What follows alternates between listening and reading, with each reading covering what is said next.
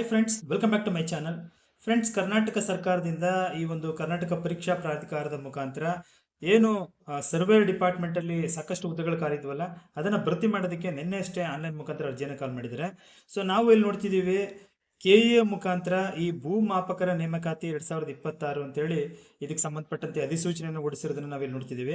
ಬನ್ನಿ ಸ್ನೇಹಿತರೆ, ಇವತ್ತಿನ ವಿಡಿಯೋದಲ್ಲಿ ಕಂಪ್ಲೀಟ್ ಆಗಿ ಈ ಒಂದು ಭೂಮಾಪಕರ ಒಂದು ನೇಮಕಾತಿಗೆ ಸಂಬಂಧಪಟ್ಟಂತ ಅಧಿಸೂಚನೆಯನ್ನು ನೋಡೋಣ. ಯಾರೆಲ್ಲ ಅರ್ಜಿಯನ್ನು ಸಲ್ಲಿಸಬೇಕು, ಅರ್ಜಿಯನ್ನು ಸಲ್ಲಿಸೋದಕ್ಕೆ ಏನೆಲ್ಲ ಕ್ವಾಲಿಫಿಕೇಶನ್ ಇರಬೇಕು, ಅರ್ಜಿಯನ್ನು ಸಲ್ಲಿಸೋದಕ್ಕೆ ಪ್ರಾರಂಭಿಕ ದಿನಾಂಕ ಯಾವತ್ತು, ಮತ್ತೆ ಅರ್ಜಿಯನ್ನು ಸಲ್ಲಿಸೋದಕ್ಕೆ ಕಡೆಯ ದಿನಾಂಕ ಯಾವತ್ತು, ವೇತನ ಶ್ರೇಣಿ ಎಷ್ಟಿರುತ್ತೆ, ಈ ಸೆಲೆಕ್ಷನ್ ಯಾವ ಥರ ಇರುತ್ತೆ, ಎಲ್ಲದಕ್ಕೂ ಸಂಬಂಧಪಟ್ಟಂತೆ ಕಂಪ್ಲೀಟ್ ಇನ್ಫಾರ್ಮೇಶನ್ ಇವತ್ತಿನ ವಿಡಿಯೋದಲ್ಲಿ ತಿಳ್ಕೊಳ್ಳೋಣ. ಸೊ ನೀವು ಇದೇ ಮೊದಲ ಬಾರಿ ನಮ್ಮ ಚಾನಲ್ ನೋಡ್ತಾ ಇದ್ರೆ ಚಾನಲ್ ಸಬ್ಸ್ಕ್ರೈಬ್ ಮಾಡ್ಕೊಳ್ಳಿ ಅಂತ ಹೇಳ್ತಾ, ಹಾಗೆ ವಿಡಿಯೋಗೊಂದು ಲೈಕ್ನ ಕೊಡಿ. ಬನ್ನಿ ನೋಡೋಣ. ಸೊ ನೀವು ಈ ಒಂದು ಭೂಮಾಪಕರ ವಿವರವಾದ ಅಧಿಸೂಚನೆ ಅಂತಿದ್ದೀರಾ, ಅದ್ರ ಮೇಲೆ ಕ್ಲಿಕ್ ಮಾಡಿದ್ರೆ ನಿಮಗೆ ಅಧಿಸೂಚನೆ ಓಪನ್ ಆಗುತ್ತೆ. ಫ್ರೆಂಡ್ಸ್, ನೀವು ನೋಡ್ತಿದ್ದೀರಲ್ಲ, ಇದು ಉಳಿಕೆ ಮೂಲ ವೃಂದದ ಒಂದು ನೋಟಿಫಿಕೇಶನ್ ಇದು. ಸೊ ಉಳಿಕೆ ಮೂಲದ ವೃಂದದ ನೋಟಿಫಿಕೇಶನ್ ಬಂದಿದ್ದೆ ಆದ್ರೆ ಸೊ ಇಲ್ಲಿ 560 ಹುದ್ದೆಗಳಿರುವಂತದ್ದು ನೋಡಿ. ಅಧಿಸೂಚನೆ ನಿನ್ನೆ ಅಷ್ಟೇ ಇದು ಹೊರಬಿದ್ದಿರುವಂತದ್ದು. ಇಲ್ಲಿ ಹೇಳ್ತಾರೆ, ಭೂಮಾಪನ, ಕಂದಾಯ ವ್ಯವಸ್ಥೆ ಮತ್ತು ಭೂ ದಾಖಲೆಗಳ ಇಲಾಖೆಯಲ್ಲಿ ಉಳಿಕೆ ಮೂಲ ವೃಂದದಲ್ಲಿ ಕಾದಿರತಕ್ಕಂತಹ ಈ ಗ್ರೂಪ್ ಸಿ ವೃಂದಕ್ಕೆ ಬರುವಂತಹ ಭೂಮಾಪಕರ ಹುದ್ದೆಗಳಿಗೆ ನೇರ ನೇಮಕಾತಿ ಮಾಡುವ ಸಂಬಂಧ ಕರ್ನಾಟಕ ಪರೀಕ್ಷಾ ಪ್ರಾಧಿಕಾರದಿಂದ ಆನ್ಲೈನ್ ಮುಖಾಂತರ ಅರ್ಜಿಗಳನ್ನು ಆಹ್ವಾನ ಮಾಡಿದ್ವಿ. ಅರ್ಹ ಅಭ್ಯರ್ಥಿಗಳು ನೀವು ಈ ಪರೀಕ್ಷಾ ಪ್ರಾಧಿಕಾರದ ವೆಬ್ಸೈಟ್ಗೆ ಹೋಗಿ ಅರ್ಜಿನ ಹಾಕ್ಬೇಕು ಅಂತ ಹೇಳ್ತಾರೆ. ಸೊ ಹುದ್ದೆಗಳು ಪ್ರಮುಖವಾಗಿ ಬಂದ್ರೆ ಭೂಮಾಪಕರು, ಇದಕ್ಕೆ ವೇತನ ಎಷ್ಟಿರುತ್ತೆ ಅಂತ ಹೇಳಿದ್ರೆ 37,500 ಹಿಡಿದು ಗ್ರಾಸ್ಯ 76,100 ಇರುತ್ತೆ. ಒಟ್ಟು ಹುದ್ದೆಗಳು 560 ಇರುವಂತದ್ದು. ಸೊ ಪ್ಲಸ್ ಕಲ್ಯಾಣ ಕರ್ನಾಟಕದ್ದು ಒಂದು 190 ಹುದ್ದೆಗಳಿದೆ, ನಾನು ಅದನ್ನು ತೋರಿಸ್ತೀನಿ. ಶೈಕ್ಷಣಿಕ ವಿದ್ಯಾರ್ಥಿ ಏನು ಇದಕ್ಕೆ ಅಪ್ಲೈ ಮಾಡೋದಕ್ಕೆ ಅಂತ ನೀವು ಕೇಳಿದ್ದೆ ಆದ್ರೆ, ಸೊ ಯಾವುದೇ ವಿಶ್ವವಿದ್ಯಾನಿಲಯದಿಂದ ಇಂಜಿನಿಯರಿಂಗ್ ಅಲ್ಲಿ ಅಥವಾ ತಂತ್ರಜ್ಞಾನದಲ್ಲಿ ಯಾವುದೇ ಪದವಿಯನ್ನ ಹೊಂದಿರಬೇಕು ಅಂತ ಹೇಳ್ತಾನೆ. ಸೊ ಅದು AMIE ಪದವಿಯನ್ನ ಹೊಂದಿರಬೇಕು ಅಂತ ಹೇಳ್ತಾರೆ. ಅಥವಾ ವಿಶ್ವವಿದ್ಯಾನಿಲಯದಿಂದ ಗಣಿತ, ಭೌತಶಾಸ್ತ್ರ, ಕಂಪ್ಯೂಟರ್ ಸೈನ್ಸ್, ಮಾಹಿತಿ ತಂತ್ರಜ್ಞಾನ, ಸೊ ಈ ಒಂದು ಪದವಿಗಳನ್ನ BSc ಪಡೆದಿರಬೇಕು ಅಂತಾರೆ.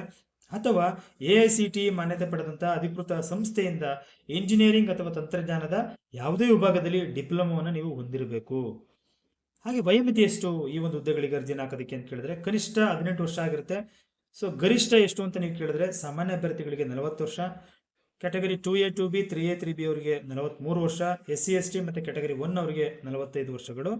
ಅಲ್ಲಿ ತನಕ ಅರ್ಜಿನ ಸಲ್ಲಿಸಬಹುದಾಗಿರುತ್ತೆ. ಫ್ರೆಂಡ್ಸ್, ಒಂದಷ್ಟು ಮಾಜಿ ಸೈನಿಕರು ಅವರು ಇವರಿಗೆ ಒಂದಷ್ಟು ಏಜ್ ರಿಲ್ಯಾಕ್ಸೇಷನ್ ಇದೆ, ಅದನ್ನ ನೀವು ನೋಡ್ಕೊಳ್ಳಿ. ಸ್ನೇಹಿತರೆ, ವಿಡಿಯೋ ಲೆಂತ್ ಆಗುತ್ತೆ ಅನ್ನೋ ಕಾರಣಕ್ಕೆ ನಾನು ಎಲ್ಲವನ್ನೂ ಹೇಳಕ್ ಹೋಗ್ತಾ ಇಲ್ಲ. ನೀವು ಅರ್ಜಿನ ಹಾಕೋದಕ್ಕಿಂತ ಮೊದಲು ಈ ನೋಟಿಫಿಕೇಶನ್ ಅನ್ನ ಕಂಪ್ಲೀಟ್ ಆಗಿ ಓದಿ ತಿಳ್ಕೊಂಡು ಅನಂತರದಲ್ಲಿ ಅಪ್ಲೈ ಮಾಡಿ. ನಾನು ಇಂಪಾರ್ಟೆಂಟ್ಸ್ ಅನ್ನ ಮಾತ್ರ ಹೇಳ್ತಾ ಇದ್ದೀನಿ. ನೀವು ಅರ್ಜಿನ ಯಾವ ತರ ಸಲ್ಲಿಸಬೇಕು ಅಂತ ಹೇಳಿದ್ರೆ, ಸೊ ನೀವು CETonline.karnataka.gov. ಅಂತಿದೆಯಲ್ಲ IN ಅಂತ, ಅಲ್ಲಿ ಹೋಗಿ ನೀವು ಅರ್ಜಿನ ಸಲ್ಲಿಸಬೇಕು. ಸೊ ವೆರಿ ಇಂಪಾರ್ಟೆಂಟ್ ಆಗಿ ಈ ಅರ್ಜಿನ ತಿದ್ದುಪಡಿ ಮಾಡೋದಕ್ಕೆ ಅವಕಾಶ ಇರಲ್ಲ, ಹಾಗಾಗಿ ಬಹಳ ಕೇರ್ಫುಲ್ ಆಗಿ ನೋಡ್ಕೊಂಡು ಅಪ್ಲೈ ಮಾಡಿ. ಅರ್ಜಿಯನ್ನ ಆನ್ಲೈನ್ ಮುಖಾಂತರ ಸಲ್ಲಿಸೋದಕ್ಕೆ ಪ್ರಾರಂಭಿಕ ದಿನಾಂಕ 11ನೇ ತಾರೀಕಿಂದ ಸ್ಟಾರ್ಟ್ ಆಗಿದೆ. ಇದು ಕೊನೆಯ ದಿನಾಂಕ ಬಂದು ಆಗಸ್ಟ್ 7ನೇ ತಾರೀಕುವರೆಗೂ ನೀವು ಅರ್ಜಿನ ಸಲ್ಲಿಸಬಹುದು. ಶುಲ್ಕ ಪಾವತಿಯನ್ನು ಆನ್ಲೈನ್ನಲ್ಲಿ ಮಾಡಬೇಕು, ಅದಕ್ಕೆ ಆಗಸ್ಟ್ 10ರವರೆಗೂ ಅವಕಾಶವನ್ನ ಕೊಟ್ಟಿದ್ದಾರೆ ಸ್ನೇಹಿತರೆ. ಸೊ ಶುಲ್ಕ ಎಷ್ಟು, ಆನ್ಲೈನ್ ಶುಲ್ಕ ಎಷ್ಟು ಅಂತ ನೀವು ಕೇಳಿದ್ದೆ ಆದ್ರೆ, ಸಾಮಾನ್ಯ ಅಭ್ಯರ್ಥಿಗಳಿಗೆ ಅಥವಾ 2A 2B 3A 3B ಅವರಿಗೆ 750 ಇರುತ್ತೆ. SC ST ಕ್ಯಾಟಗರಿ 1 ಮತ್ತೆ ಮಾಜಿ ಸೈನಿಕ ತೃತೀಯ ಲಿಂಗದ ಅಭ್ಯರ್ಥಿಗಳಿಗೆ 500 ರೂಪಾಯಿ ಇರುತ್ತೆ. ವಿಶೇಷ ಚೇತನ ಅಭ್ಯರ್ಥಿಗಳಿಗೆ 250 ರೂಪಾಯಿ ಇರುತ್ತೆ. ಈ ಪರೀಕ್ಷೆ ದಿನಾಂಕಗಳನ್ನು ಅನೌನ್ಸ್ ಮಾಡಿಬಿಟ್ಟಿದ್ದಾರೆ. ಶನಿವಾರ 3/10/2026 ಮಧ್ಯಾಹ್ನ 3ರಿಂದ 5 ಗಂಟೆವರೆಗೆ ನಡೆಯುತ್ತೆ ಅಂತ ಹೇಳ್ತಾರೆ. ಪೇಪರ್ 2 ಇದು ನಿರ್ದಿಷ್ಟ ಪತ್ರಿಕೆ. ಭಾನುವಾರ ಪೇಪರ್ 1 ಇರುತ್ತೆ, ಇದು ಸಾಮಾನ್ಯ ಜ್ಞಾನ ಆಗಿರುತ್ತೆ. ಅಂದ್ರೆ 4/10/2026 ಬೆಳಿಗ್ಗೆ 10:30ಯಿಂದ 12:30ವರೆಗೆ ಇರುತ್ತೆ ಅಂತ ಹೇಳ್ತಾರೆ. ಕನ್ನಡ ಭಾಷಾ ಪರೀಕ್ಷೆ ಕೂಡ ಇದೆ, ಅದನ್ನ ನಂತರದಲ್ಲಿ ತಿಳಿಸ್ತೀವಿ ಅಂತ ಹೇಳ್ತಾರೆ. ಸ್ಪರ್ಧಾತ್ಮಕ ಪರೀಕ್ಷೆ ವಿಧಾನ ಯಾವ ತರ ಇರುತ್ತೆ ಅಂತ ನೀವು ಕೇಳಿದ್ರೆ, ಇದು ಆಫ್ಲೈನ್ OMR ಮಾದರಿಯ ಒಂದು ಶೀಟ್ ಅಲ್ಲಿ ನೀವು ಅದನ್ನ ಫಿಲ್ ಮಾಡೋ ತರ ಇರುತ್ತೆ. ಅಭ್ಯರ್ಥಿಗಳು ಪರೀಕ್ಷೆಯ ಪ್ರವೇಶ ಪತ್ರಗಳನ್ನ ನೀವು ಡೌನ್ಲೋಡ್ ಮಾಡ್ಕೊಳ್ಳೋದಕ್ಕೆ ವೆಬ್ಸೈಟ್ ಅಲ್ಲಿ ಅನೌನ್ಸ್ ಮಾಡ್ತೀವಿ ಮತ್ತೆ ತಿಳಿಸ್ತೀವಿ ಅಂತ ಹೇಳ್ತಿದ್ದಾರೆ. ನೀವು ವೆಬ್ಸೈಟ್ ಅನ್ನು ಚೆಕ್ ಮಾಡ್ತಾ ಇರಿ. ಕನ್ನಡ ಭಾಷಾ ಪರೀಕ್ಷೆ ಕೂಡ ಇರುತ್ತೆ, ಅದನ್ನ ಯಾರು ಬರೀಬೇಕು ಅಂತ ಹೇಳಿದ್ರೆ, ನೀವು ಕನ್ನಡ ಭಾಷೆಯನ್ನ ಪ್ರಥಮ ಅಥವಾ ದ್ವಿತೀಯವಾಗಿ ಯಾರು ಸ್ಟಡಿ ಮಾಡಿಲ್ಲ ಅವರು ಇದನ್ನ ಬರೀಬೇಕಾಗಿರುತ್ತೆ. ಗರಿಷ್ಠ ಅಂಕ 150 ಇರುತ್ತೆ, ಕನಿಷ್ಠ 50 ಅಂಕಗಳನ್ನ ತಗೋಬೇಕಾಗಿರುತ್ತೆ. ಪ್ರಶ್ನೆ ಪತ್ರಿಕೆ ಯಾವ ತರ ಇರುತ್ತೆ ಅಂತ ನೀವು ಕೇಳಿದ್ರೆ ನೀವು ನೋಡ್ಬೋದು. ಇಲ್ಲಿ ಪತ್ರಿಕೆ 1 100 ಅಂಕ 100 ಮಾರ್ಕ್ಸ್ 2 ಗಂಟೆ ಆಗಿರುತ್ತೆ. ಪತ್ರಿಕೆ 2 ಅದು 100 ಅಂಕ 100 ಕ್ವಶನ್ಗಳು ಮತ್ತೆ 2 ಗಂಟೆದಾಗಿರುತ್ತೆ. ಸೊ ಕನಿಷ್ಠ 35% ಅನ್ನು ತಗೊಳ್ಳೇಬೇಕು.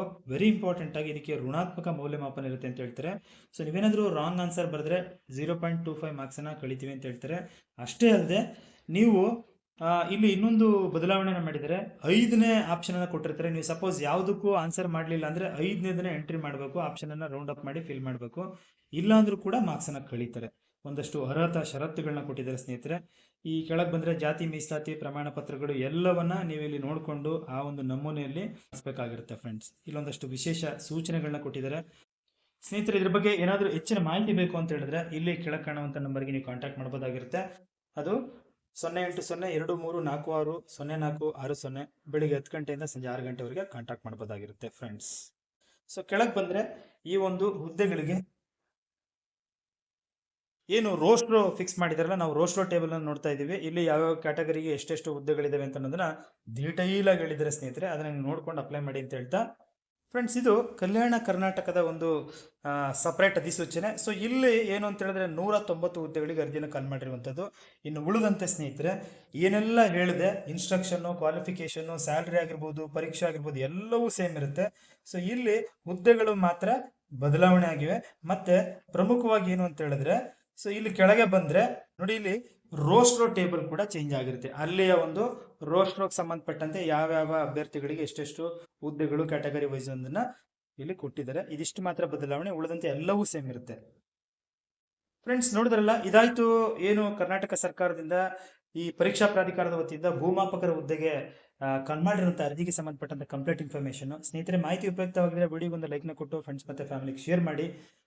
ಮುಂದಿನ ವಿಡಿಯೋದಲ್ಲಿ ಇದಕ್ಕೆ ಸಂಬಂಧಪಟ್ಟಂತ ಸಿಲೆಬಸ್ ಬಗ್ಗೆ ನಾನು ವಿಡಿಯೋನ ಮಾಡ್ತೇನೆ, ಮತ್ತೆ ಬೇರೆ ಬೇರೆ ವಿಷಯಗಳ ಬಗ್ಗೆ ಮಾತಾಡ್ತೇನೆ. ಮತ್ತೆ ಸಿಗ್ತೀನಿ. Thank you. Bye bye.